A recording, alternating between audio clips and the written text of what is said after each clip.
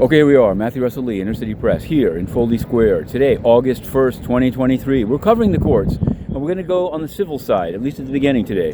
There was a big decision, many have heard about, in the Ripple case. Judge Torres basically said the SEC may not have jurisdiction over many forms of tokens and crypto.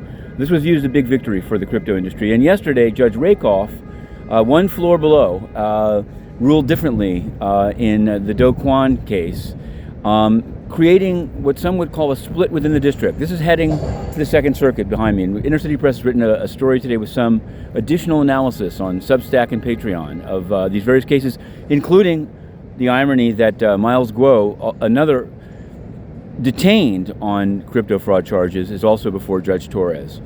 Small world.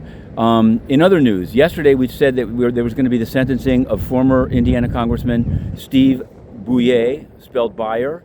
Well, it didn't happen because at the last second, his lawyers from Oryx said that they had a conflict. There's going to have to be a cursio hearing, and in fact, their filings are still sealed.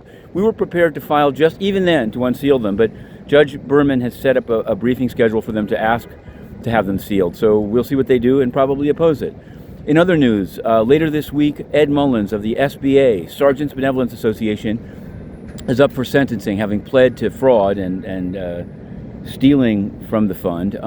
We put up one of his warrants, though. The government's asked for 41 months, and we put up a redacted but pretty detailed warrant and contrasted it to this new thing you're finding in Pacer, at least in the Southern District, which are U.S. versus Penn Register. These very cursory things that don't say what the warrant's being sought for, and only list the AUSA, and sometimes those are done as sort of a batch thing.